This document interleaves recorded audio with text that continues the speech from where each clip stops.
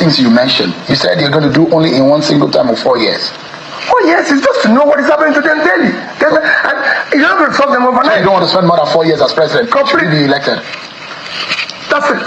So you can actually do all of it. You can actually. Nobody expects 100% results. They expect 100% sacrifice and effort. So we know we're driving there. So there's nobody that going anywhere is going in one day. But if we set out to go to Kaduna today, people want to see us in Kaduna Road. If we're headed to Lagos Road, we're in the wrong direction. What is happening now is that we're telling people we're going in this direction, but we're going in that direction. I said, if you don't know where you're going, every road will lead you there. That's the confusion. We will not do that. But tell us where it's going. Now we're being told there will be increase in VAT, increase in tax. There will be, if you see people speaking language like, oh, Nigerian tax to revenue to GDP is low. Who are you taxing? You have 130 million people who are living in poverty, who have no job. Are you going to tax them? Where are they going to pay? They are not eating, so how will they pay you tax? Tax is a source of productivity. It's a bank account. You have to put in something before you withdraw. So we want to charge them, but let us put something. What Nigeria want to see today, and what I want to see, is let Nigerian politicians start sacrificing. People are ready to sacrifice. But you can't ask people to fast when you're feasting. So you cannot be in the party going around with new jets and yachts and everything at the expense of the public. That is not leadership. In Nigeria, 95% of the politicians are the same. So the 5% remaining is very negligible. I've had somebody confront me and said, okay, Peter, you wasted energy and time and you saved money. And when you were leaving government, you left huge amount of money. So tell me, which price did you get from doing that? Every other person took money and they are enjoying themselves today.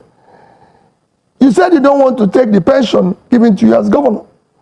So what difference does it make? You would have had a house in Abuja, a house in Oka. Government is maintaining you. That's why I always say, this is a criminal entity hijacked by criminals. The only way it can work is to dismantle it. When we talk about corruption, the reason why it is bad for a society, corruption kills entrepreneurship. Nobody thinks in a corrupt country. Why will I work hard to create a business and suffer to grow the business when I can make more money from being a politician? The President of the Federal Republic of Nigeria decided that he wanted to make the National Assembly members happy by providing them brand new vehicles that cost a whopping sum. That is the dream of so many Nigerians, but they just could never touch.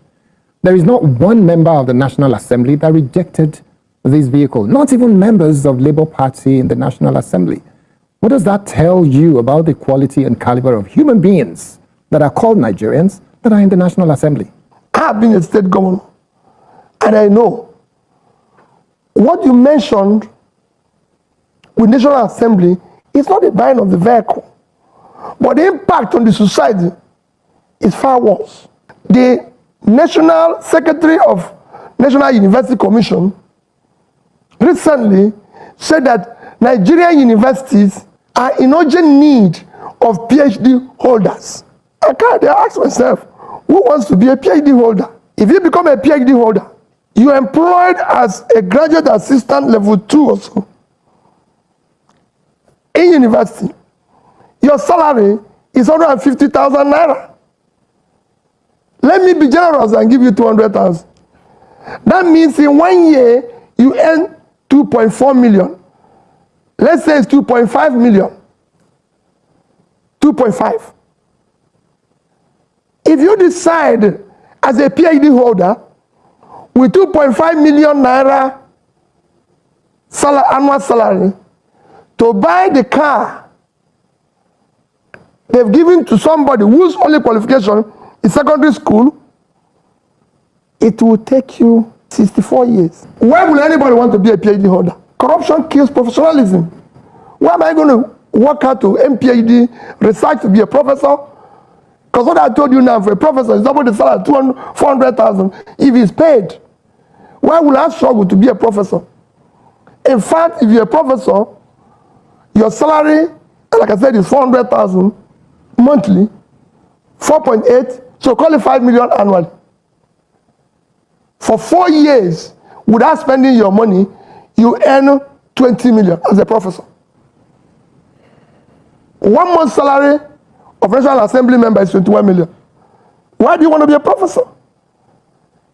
So corruption kills enterprise, kills professionalism. It kills hard work. Would you advise the president to do what he has done to the Supreme Court by increasing by 300% all university professors? I'm going to, for me as president, we're going to dismantle this criminality.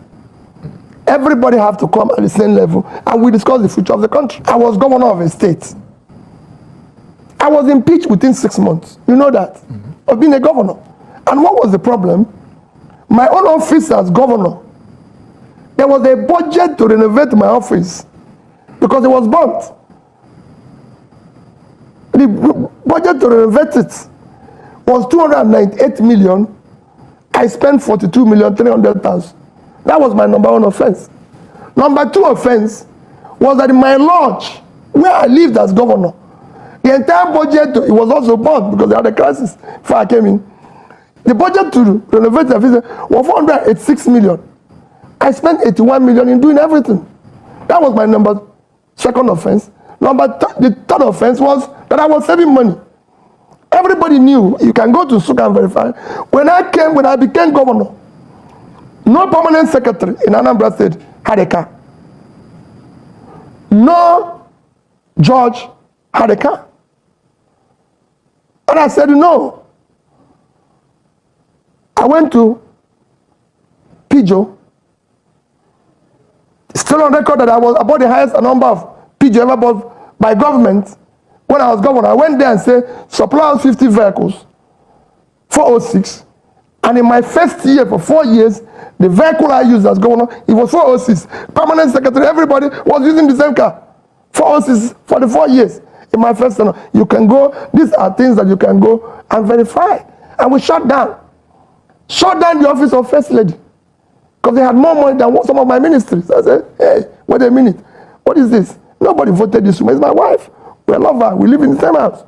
But he didn't campaign. Nobody voted for her. He should have had her own convoy, even with ambulance and everything, creating additional confusion that was not supposed to exist.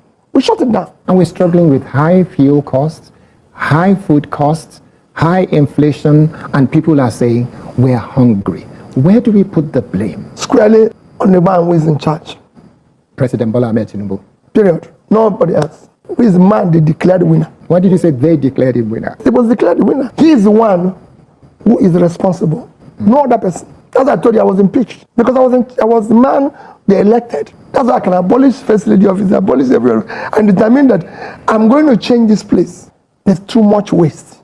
Why would we have Asara Clinic being built for 22 billion naira when your national clinic, your number one hospital, have less than 2 billion? It takes from Asarok to national clinic can't be more than 5 kilometers. So why the clinic? When Trump had problem, they didn't take him to White House clinic.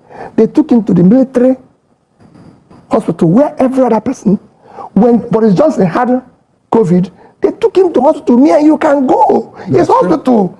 Why are we always doing what is wrong? Okay. He's just hospital. And he has ambulance all over the place. Even when he's moving, couldn't go. They move with ambulance. With other programs. So if anything happened, the ambulance will take him to the national hospital. I was a governor with 30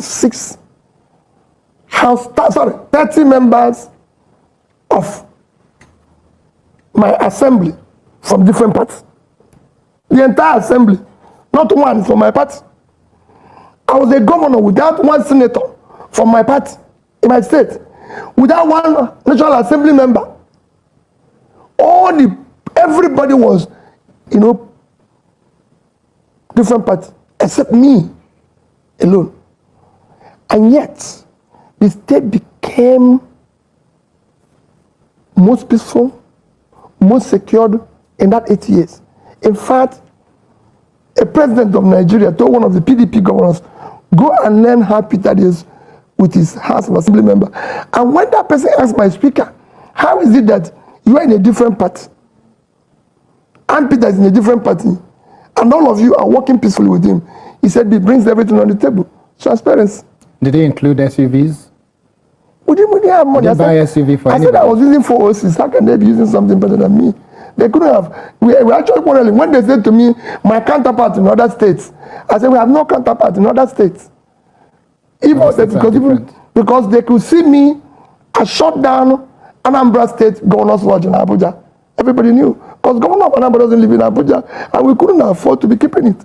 They know that. I shut down the presidential lodge in Oka from building. I said, no, the president doesn't live in Oka. So you recommend the same thing for all the governors in 36 states who have, a lot of them are actually living in Abuja and not in their state today. Why would they? I even recommend that when you finish governing, you should live in that state. Not just, even after, I live in Onitsha. The only place I have house today in Nigeria that is built by me, that is my own, is Onitsha. If you see any other one anywhere, confiscate it and take it. I live in Onitsha, in my house. Look at our debt rising irresponsibly. And there's nothing wrong in borrowing. Borrowing for any government globally is accepted. People make reference to every other country today. I've compared so many countries with the issue of borrowing. Even countries people cite, like Singapore. Singapore today owes over 100% of their GDP. But they have a clear law that all borrowed money must be for investment. Japan owes over 200% of their GDP in debt.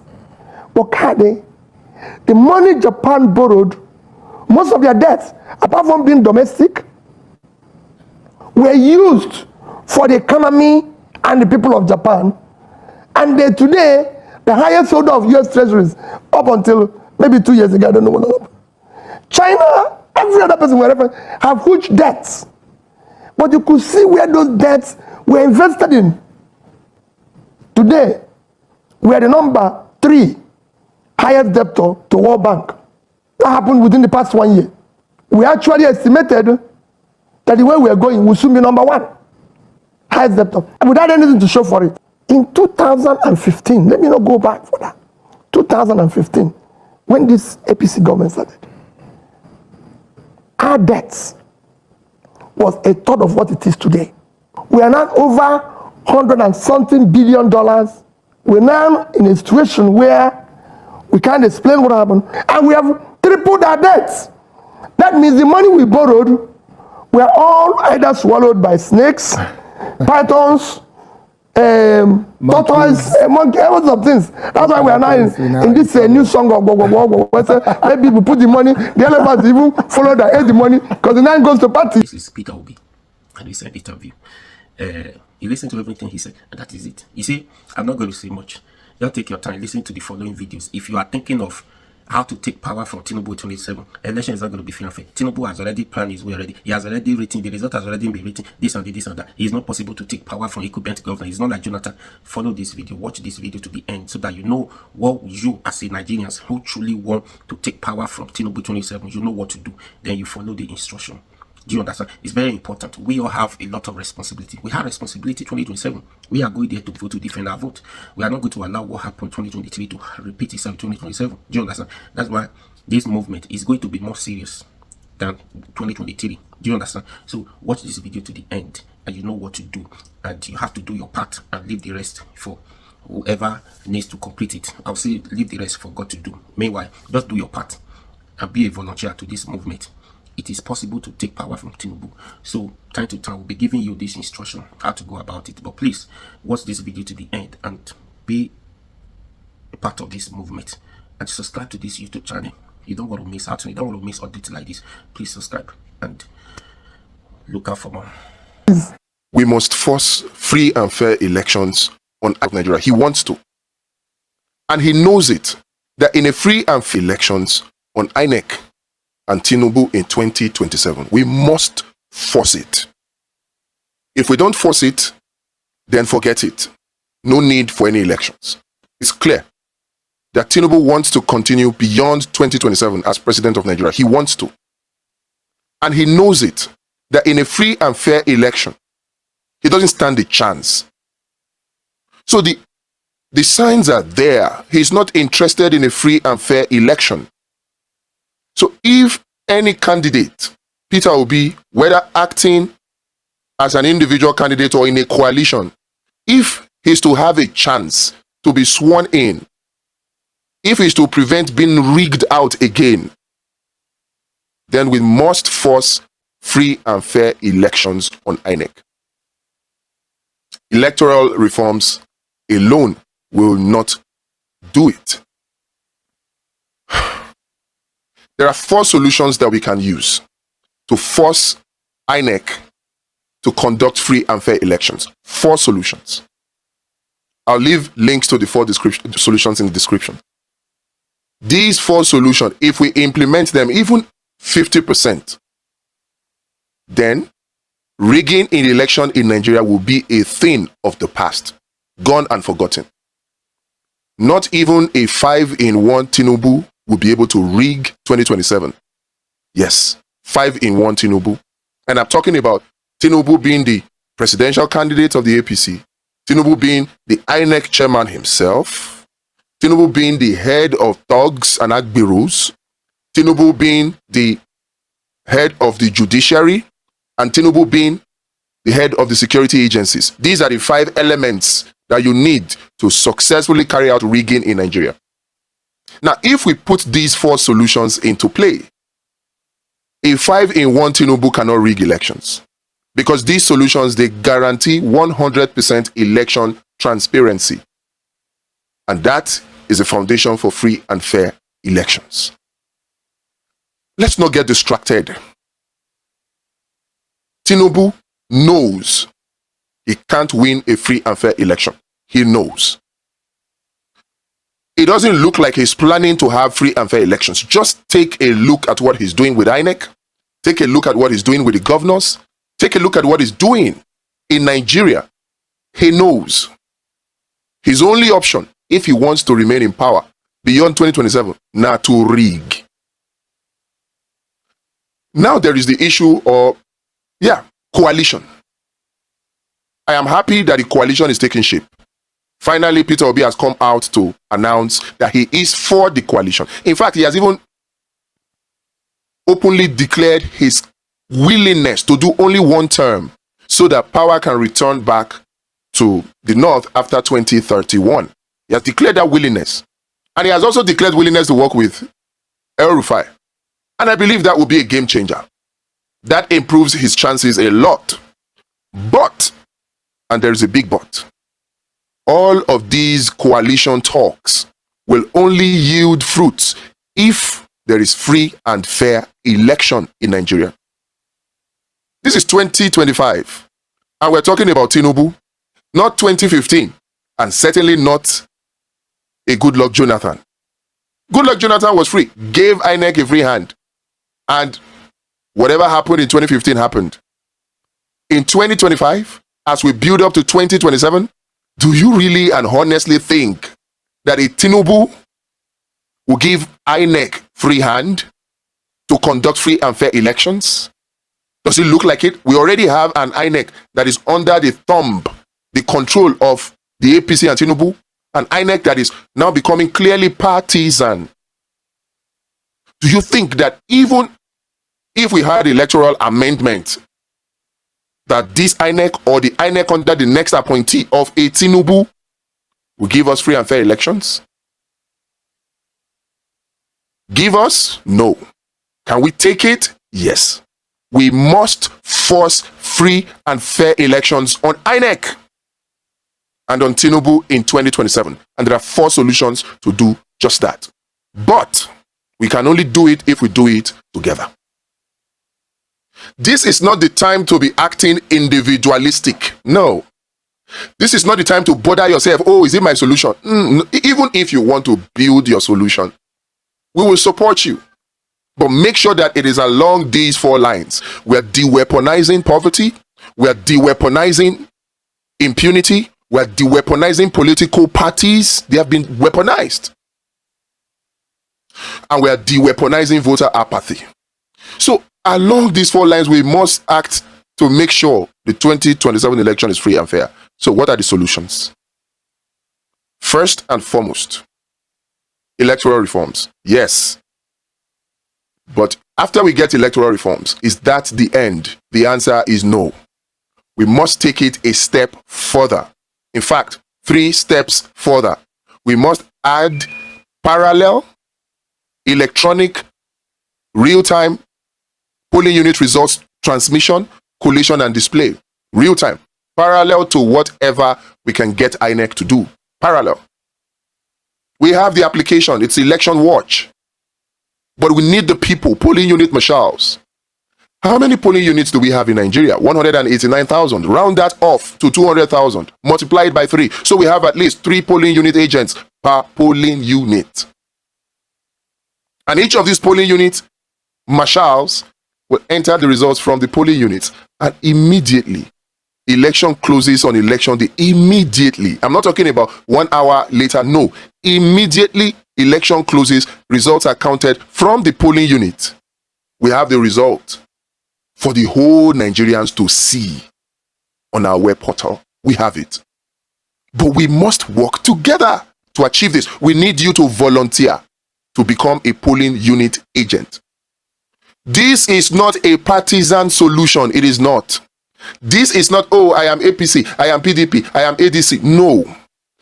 This is a solution for all Nigerians. This is not a, oh, I am obedient, oh, I am Showore, I am, no. Any serious candidate, any serious Nigerian that is contesting against the APC in 2027, any serious Nigerian that wants a new Nigeria that works for everybody, must, as a matter of necessity, support this solution and volunteer as a polling unit marshal. The application is already developed. We're testing it. We need you to volunteer so that we can put these measures in place. Like I said, if we have these 4 solutions in place, Election Watch being just one of them, it won't matter that Tinubu is 5-in-1. He will lose. And if we don't have these solutions in place, it won't matter that Peter Obi, El-Rufai, Amechi form the biggest coalition. It won't matter because they will be rigged out. And then they will tell you, go to court. I don't want to cry after the election of February 2027, saying they rigged us out. No. We can prevent the rigging. I want to be the one with the solutions, with the evidence. And that brings us to the second solution.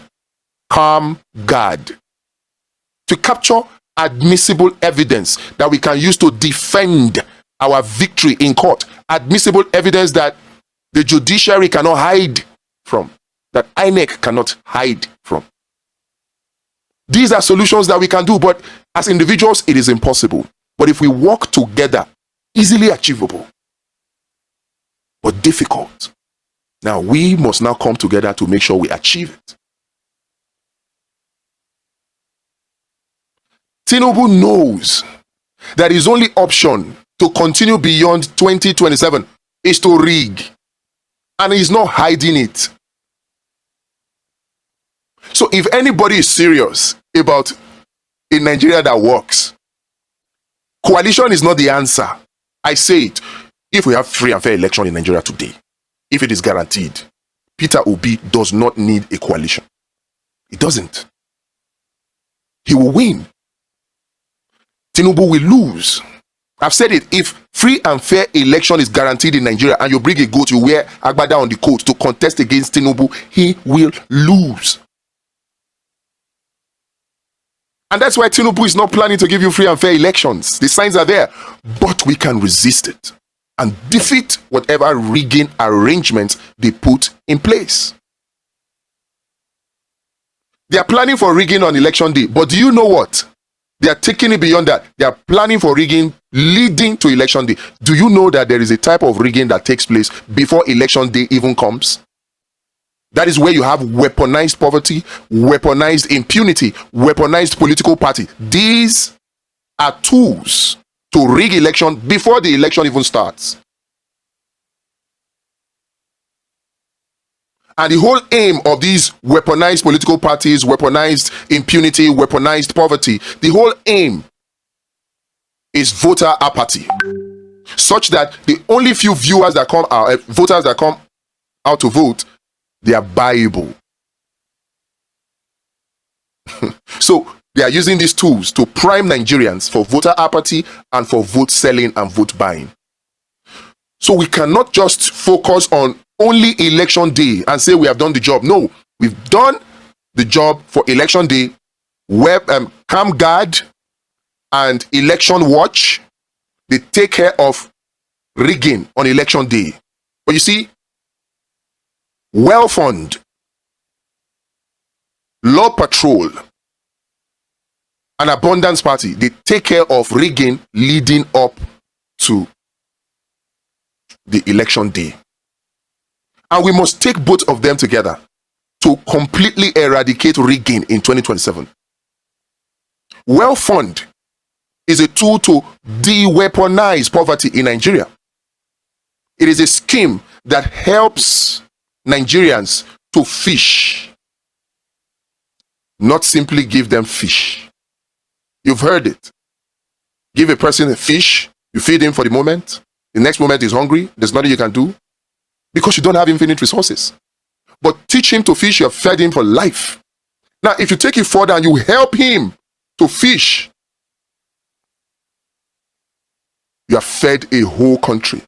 That is exactly what Well Fund seeks to do. Financial support for feeding in exchange for participation in agricultural food production. Well Fund will not only empower Nigerians, put food on their table, it will reduce the cost of food and increase our hard currency earning from food, because food will be surplus within a very short time with Well Fund. And when you have a people that are empowered, they won't sell their vote for 500 naira or 1,000 because they know from Well Fund they get way more than that. So Well Fund will help to de-weaponize poverty. Weaponized impunity will be handled by Law Patrol. Law Patrol will take care of weaponized impunity leading up to the 2027 election. And then Abundance Party is the tool to de-weaponize political parties. Right now, political parties have been weaponized. Even if you look at the so-called coalition right now, it is the same recycled old politicians that are forming this coalition. Yes, I will be okay with it if somebody like a Peter Obi can emerge as a presidential candidate, but it only takes care of the presidency. What about those at the National Assembly, those in the state, those in the local government? The political parties as they currently exist in Nigeria have been weaponized against credible candidates. No credible candidate with integrity and capacity and character will participate in politics as it is practiced by political parties in Nigeria today. No credible candidate will do it. Only those who, and they are very few, in fact, very rare, like Peter Obi, very rare. How many of you Nigerians can take 100 million naira to go and buy form to become president of Nigeria? Well, now why even see the 100 million? How many Nigerians have 100 million naira today? And it's not only 100 million naira. 100 million is just for form. There's expression of interest. So then you now talk about money to buy delegates. After money to buy delegates, you will have to settle some bills for the political parties. They go knock you bill. And after that, you have to now start thinking about how you're going to spend money on some people at INEC, spend money on some people in the security agency, spend money on some people to buy vote and all that. Before you know it, to become president, you're looking at 20 billion naira. Number one, how many Nigerians can afford that? And in any case, why would you think that somebody will spend 20 billion naira to become president and then the person will come and care about you when his official legitimate salary is not up to even 100 million or 1 billion? He must steal. So the political parties as they currently exist have been weaponized against Nigerians. So we must de-weaponize political party, and a tool to do that is the Abundance Party of Nigeria. These are the tools. But the one that is very critical right now is the election day solution to stop rigging, and that's Election Watch, which needs you to volunteer to become a polling unit marshal. It's at no risk to you. I know many of you are afraid. Yes, you don't want a situation whereby you talk and then they come and remove the food from your table. I can understand that. But this does not put you at risk. You are not at risk of being shot. You are not at risk of losing your source of livelihood. No risk to you. But at the end of the day, you stand to benefit from a Nigeria that works, where you will be able to earn much more than you are earning today. So no risk. There is 100% anonymity when you volunteer as a polling unit marshal. 100% safe. But the impact of your action will be felt years to come, because it will birth a new Nigeria that works for all of us.